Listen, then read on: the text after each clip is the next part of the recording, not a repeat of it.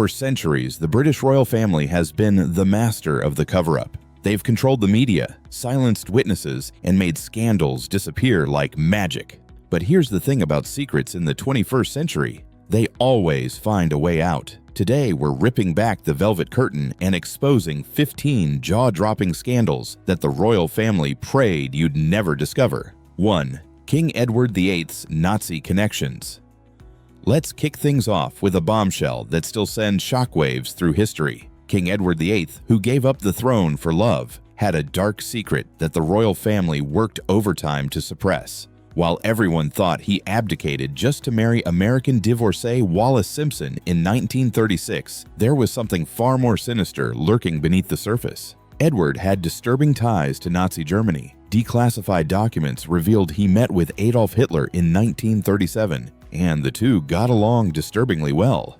But here's where it gets really shocking. There were actual Nazi plans to reinstall Edward as a puppet king if Germany successfully invaded Britain. The royal family was absolutely horrified and worked with the British government to bury these documents for decades. Wallis Simpson, his wife, was also suspected of having Nazi sympathies and possibly even passing information to the Germans. The couple lived in France after his abdication, and their communications were monitored by intelligence services. Edward was quickly shuffled off to become the governor of the Bahamas, essentially exiling him where he could cause less damage. For years, the palace denied these connections, calling them rumors and conspiracy theories. But when the documents were finally released, the truth was undeniable. The royal family had come dangerously close to having a Nazi sympathizer on the throne. They spent decades managing this scandal, ensuring Edward remained a minor footnote in history, remembered only for his romance rather than his treasonous sympathies.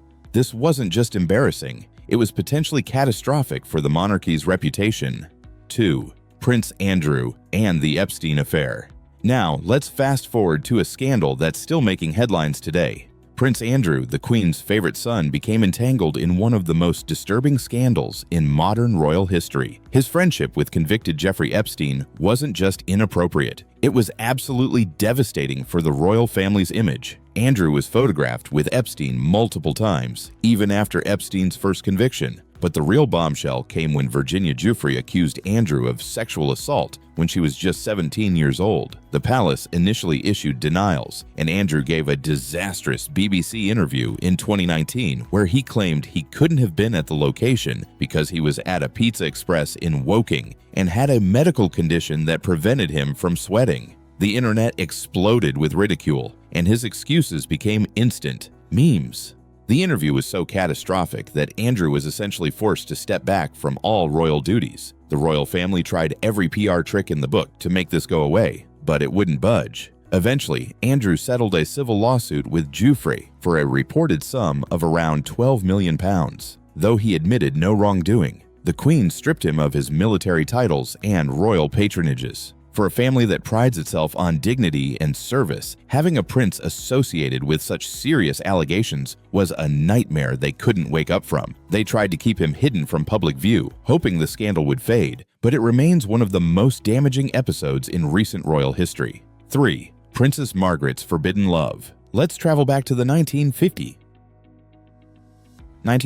for a romance that broke hearts across Britain. Princess Margaret, the Queen's younger sister, fell deeply in love with Group Captain Peter Townsend, a war hero and genuinely decent man. Sounds like a fairy tale, right?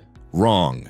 There was one massive problem. Townsend was divorced. In the 1950s, the Church of England, of which the Queen was the head, absolutely forbade remarriage after divorce. The royal family faced an impossible situation. If Margaret married Townsend, it would create a constitutional crisis and potentially damage the monarchy's relationship with the church. The establishment came down hard on the young princess. Behind closed doors, the royal family worked frantically to separate the couple. They sent Townsend away to Brussels, hoping distance would cool the romance. Meanwhile, they fed stories to the press, painting Margaret as duty-bound and suggesting she would never put personal happiness above her responsibilities. The pressure on Margaret was immense. Marry for love and potentially harm the institution or sacrifice her happiness for the crown. In 1955, Margaret made a heartbreaking announcement that she wouldn't marry Townsend, citing her duty to the Commonwealth. The official story painted her as noble and self-sacrificing, but the truth was she'd been pressured, manipulated, and ultimately forced to give up the man she loved. The royal family covered up just how much they'd interfered, letting the public believe it was entirely Margaret's choice. She later married photographer Anthony Armstrong Jones, but the marriage was unhappy and ended in divorce, proving that the royal family's interference had robbed her of genuine happiness.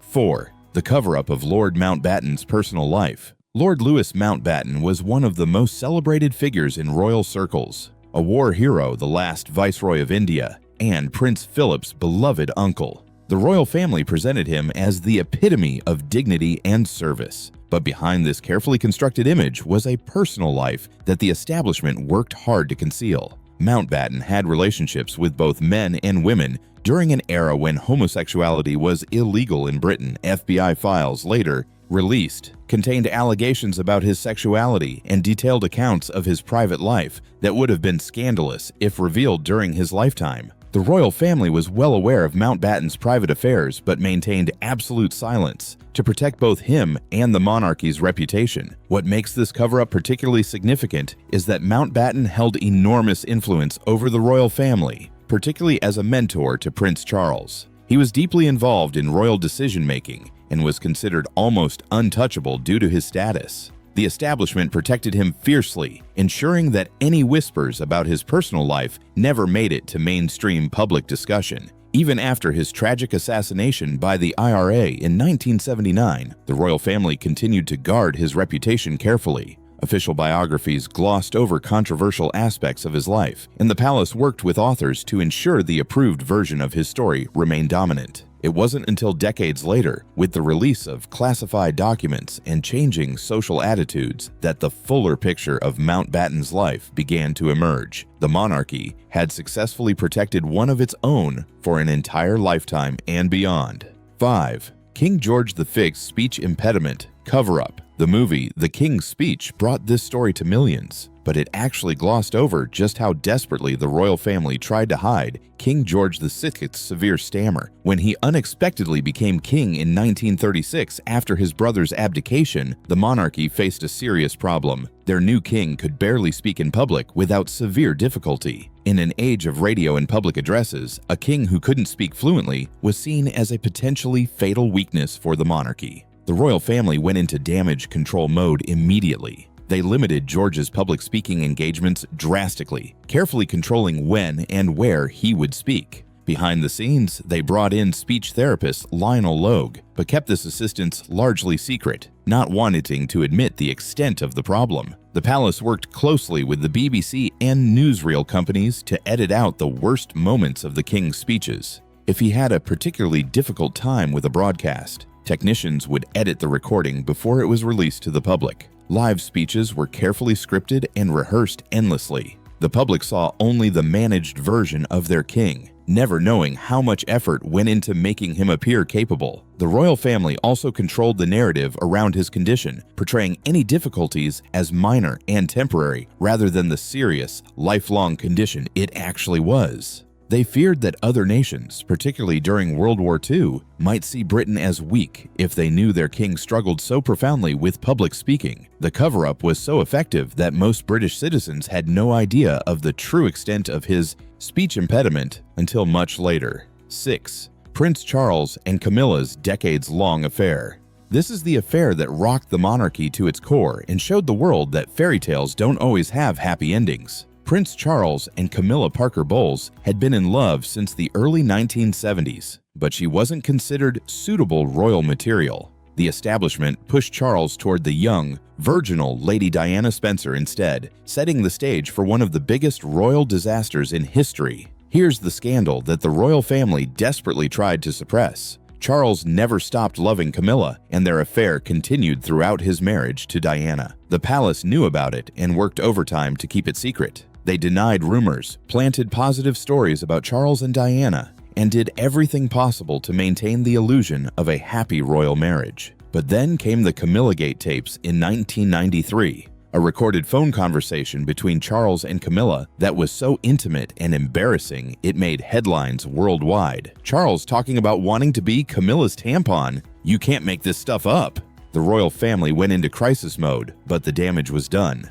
The public now knew that Charles had been unfaithful and that the palace had been lying to them for years. Diana's explosive 1995 interview, where she said there were 3 of us in this marriage, confirmed what everyone suspected. The royal family had tried to cover up the affair, sacrificing Diana's happiness to maintain appearances. After Diana's death in 1997, the cover-up intensified as they tried to rehabilitate Charles's image so he could eventually marry Camilla. It took years of careful PR work before the public would accept Camilla, and even now, some people haven't forgiven the deception. 7. The mysterious death of Princess Diana. Let's address the elephant in the room. Princess Diana's death in 1997 spawned countless conspiracy theories, and while official investigations ruled it an accident, questions remain about what the royal family knew and how they responded. The initial handling of Diana's death by the royals was so cold and detached that it sparked public fury and lasting suspicions. When Diana died in that Paris tunnel, the royal family's response seemed bizarrely distant. They initially planned no public funeral, no statement, no flags at half-mast. The Queen remained at Balmoral Castle in Scotland and didn't address the nation for days. This wasn't just protocol, it looked like callousness, especially toward Diana's grieving sons. The public outcry became so intense that the palace was forced to change course entirely. But here's where the cover-up allegations get interesting. Many people questioned why it took so long for Diana to receive medical attention, why the ambulance drove so slowly, and why certain evidence from the crash scene seemed to disappear. The royal family's friendship with the security services led to speculation that they knew more than they revealed. Multiple investigations were launched, costing millions, partly to dispel these theories. The palace worked hard to counter conspiracy theories while simultaneously trying to distance itself from Diana's death. They portrayed it as a tragic accident caused by paparazzi and a drunk driver, emphasizing that they had no involvement. Whether you believe the conspiracy theories or not, the royal family's initial mishandling of the situation and their apparent lack of grief created suspicions that persist today. They learned a harsh lesson about public relations, but the damage to their reputation was already done. 8. Prince Harry's Nazi costume. In 2005, Prince Harry attended a colonial and native-themed costume party wearing a Nazi uniform complete with a swastika armband. When photos hit the tabloids, the world exploded in outrage. This wasn't just a stupid mistake. It was a PR catastrophe that required immediate royal damage control. The royal family's first instinct was to minimize and deflect. Harry issued an apology, but behind the scenes, the palace worked frantically to contain the fallout. They emphasized Harry's youth. He was 20, suggested he'd been poorly advised, and tried to paint it as a momentary lapse in judgment rather than anything more serious. But the scandal hit particularly hard because of the royal family's historical connection to World War II and the sacrifices made by the British people during that conflict. What the palace really tried to cover up was the deeper context. Harry had a pattern of questionable behavior that they'd been managing for years. This incident wasn't isolated. It was part of a larger narrative of a troubled young prince struggling with his role. The royal family had been quietly dealing with Harry's partying, his struggles with the press, and his rebellious streak, trying to keep most of it out of the public eye. The Nazi costume incident blew the lid off their containment strategy. It forced conversations about how the royals were being raised, what they really believed, and whether they understood their responsibilities. The palace went into overdrive, arranging Harry's military service and charitable work to rehabilitate his image. They needed the public to see him as a reformed young man who'd learned from his mistakes. The strategy eventually worked, but the scandal revealed just how much damage control the royal family constantly does behind the scenes.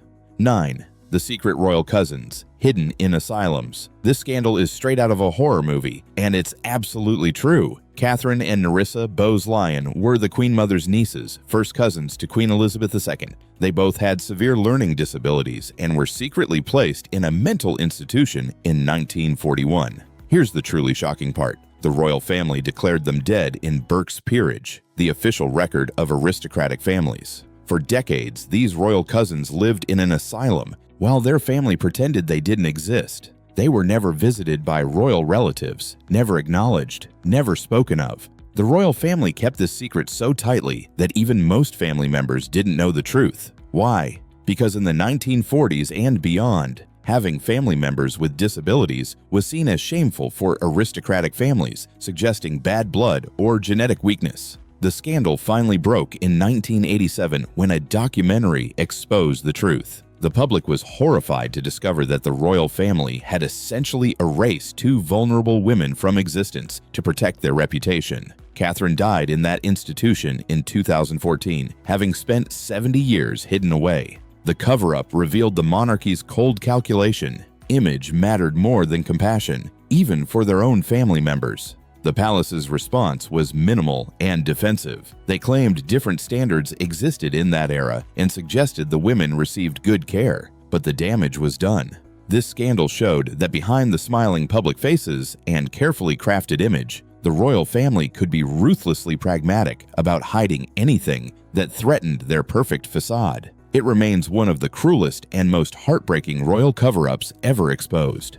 10. King Charles's meddling in politics. The British royal family is supposed to stay politically neutral. It's one of the fundamental rules of constitutional monarchy. But Prince Charles, now King Charles III, couldn't seem to help himself from meddling in government affairs for decades, and the palace worked hard to keep the extent of his interference secret. Charles wrote hundreds of letters to government ministers about everything from architecture to farming, healthcare to education. These black spider memos, named for his distinctive handwriting, attempted to influence policy on his pet causes. The government and palace fought for years to keep these letters secret, arguing that revealing them would damage Charles's neutrality and undermine the monarchy. When the letters were finally released in 2015, after a decade-long legal battle, they revealed just how much Charles had been lobbying behind the scenes. He pushed for alternative medicine to be funded by the NHS, interfered in military procurement decisions, and tried to influence planning decisions.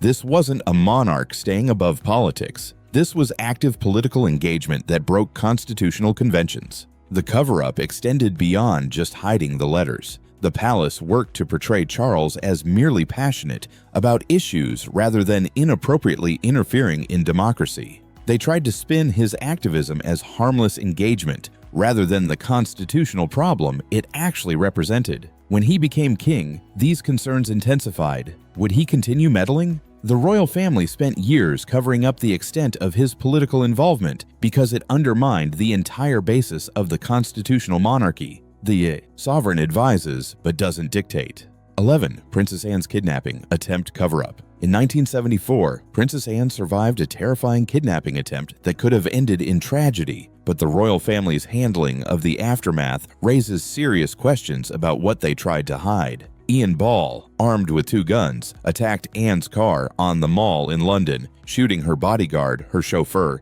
and 2 others who tried to help. His plan was to kidnap Anne and demand a ransom. Anne famously responded to Ball's demand that she get out of the car with "not bloody likely," showing incredible courage. She even helped her wounded bodyguard during the attack. It was genuinely heroic, so why would the royal family try to cover anything up? Because the incident exposed massive security failures that they didn't want fully investigated. After the attack, the palace worked to control the narrative, emphasizing Anne's bravery while downplaying serious questions about royal protection. How did a mentally unstable man get so close to a senior royal? Why were security protocols so lax? Why was Anne's protection detail so easily overwhelmed? These questions threatened to reveal systematic security problems across the entire royal family. The cover-up involved limiting media access to details about the attack, controlling what information was released about security procedures, and ensuring the official narrative focused on the heroism rather than the failures. Ball was quietly declared insane and committed to a psychiatric hospital, and the case was closed quickly. The royal family pushed for reforms behind the scenes, but publicly maintained that everything had been handled appropriately. They couldn't admit that one of their own had come terrifyingly close to being kidnapped due to their own security negligence. 12. The Queen's offshore investments. In 2017, the Paradise Papers leak revealed something the royal family never wanted public to know. Queen Elizabeth II had millions of pounds invested in offshore tax havens through the Duchy of Lancaster. These investments included holdings in companies involved in controversial activities, and the revelation shattered the carefully maintained image of the Queen as above such sordid financial matters. The palace immediately went into damage control mode, insisting that all investments were legitimate and properly managed. They emphasized that the Queen paid taxes voluntarily, though she wasn't legally required to, and that she wasn't personally making investment decisions. But the scandal raised uncomfortable questions. Why were royal funds in offshore accounts?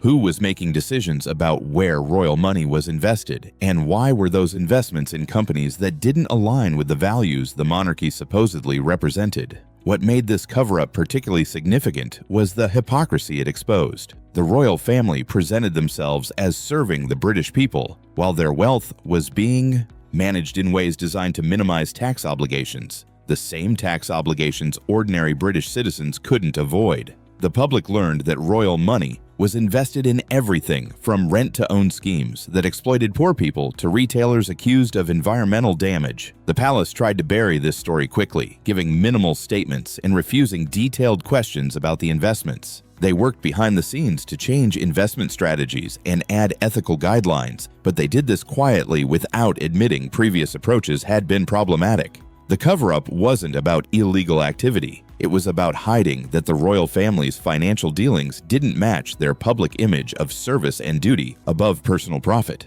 13. Prince Philip's alleged affairs. Prince Philip served loyally by Queen Elizabeth's side for over 70 years, and the official story portrayed a devoted, faithful husband. But persistent rumors about Philip's affairs circulated for decades, and the royal family worked extraordinarily hard to suppress these stories and protect both Philip and the Queen from scandal. Whispers linked Philip romantically to several women over the years, including actresses, aristocrats, and society figures. The most persistent rumors involved his friendship with Penny Knatchbull, over 30 years his junior, with whom he spent considerable time. Whether these relationships were actually affairs or just close friendships, the palace treated any suggestion of impropriety as an existential threat, requiring immediate suppression. The cover-up involved threatening legal action against publications that printed affair allegations, using connections with media proprietors to kill stories before publication, and maintaining absolute silence from Philip himself, who never dignified rumors with responses. The royal family's strategy was total denial and intimidation. Make it clear that anyone suggesting Philip had been unfaithful would face serious consequences. What makes this scandal particularly interesting is that it may never be fully known what actually happened. The cover-up was so effective, and the palace's control over information so tight, that separating truth from rumor became impossible. Philip's supporters argue the rumors were just that, malicious gossip about a charismatic man. But the lengths the royal family went to suppress these stories suggest they feared there might be truth behind the smoke, and they couldn't risk that truth emerging and undermining the monarchy's moral authority. 14. The royal family's wealth and tax avoidance. For decades, the royal family successfully hid the true extent of their massive personal wealth and how they managed to avoid paying taxes that ordinary citizens couldn't escape. This cover-up involved careful management of information, obscure financial structures, and government cooperation to keep royal finances opaque. The Queen didn't pay income tax until 1992, and even then only after public pressure following a fire at Windsor Castle raised questions about who should pay for repairs. Before that, the monarchy argued that the sovereign was above such obligations. When they finally agreed to pay taxes, it was voluntary, not legally required, and the details of what they actually paid remained secret. The real scandal is the Duchy of Lancaster and Duchy of Cornwall, medieval land holdings that generate massive income for the Queen and Prince of Wales, respectively. These duchies operated under special rules that exempted them from corporate taxes and allowed them to operate in ways private businesses couldn't. The income from these holdings, worth hundreds of millions of pounds, went directly to the royals with minimal taxation and virtually no transparency. The palace worked hard to keep the public confused about the difference between state funding and personal wealth. They emphasized the relatively modest sovereign grant they received for official duties while downplaying their enormous private fortunes. When pressed about their wealth, they claimed it was impossible to calculate because so much was held in trust or tied to royal properties. This cover-up unraveled slowly as journalists and activists demanded transparency. The royal family was forced to reveal more information, but they still maintained significant secrecy around their finances. 15. Meghan and Harry's explosive allegations. Let's end with the scandal that's still unfolding. When Prince Harry and Meghan Markle stepped away from royal duties and gave their bombshell interview to Oprah Winfrey in 2021, they exposed alleged racism, lack of support for mental health, and institutional cruelty within the palace walls. The royal family's response showed they were still in full cover-up mode. Meghan's allegations were devastating, that a senior royal made comments about how dark baby Archie's skin might be, that she was denied help when experiencing suicidal thoughts, and that the palace spread lies about her to protect other royals. Harry backed her up completely, describing the royal family as trapped within a system that prioritized the institution over individual well-being. The palace's response was minimal and carefully crafted. Recollections may vary. 5 words that essentially called Harry and Meghan's experiences into question without directly denying them. Behind the scenes, the palace worked with British media to cast doubt on the couple's claims, brief against them, and ensure the institution emerged protected even if individual royals were damaged. What made this different from previous scandals was that social media prevented complete palace control over the narrative.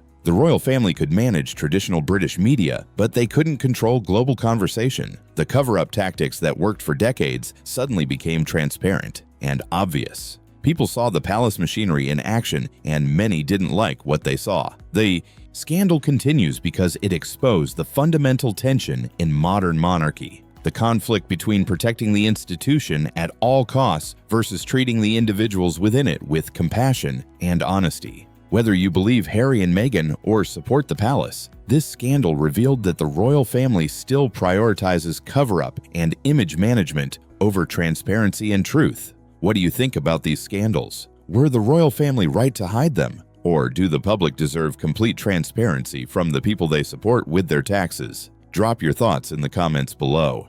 And if you enjoyed this deep dive into royal secrets, make sure you're subscribed because we've got plenty more shocking content coming your way.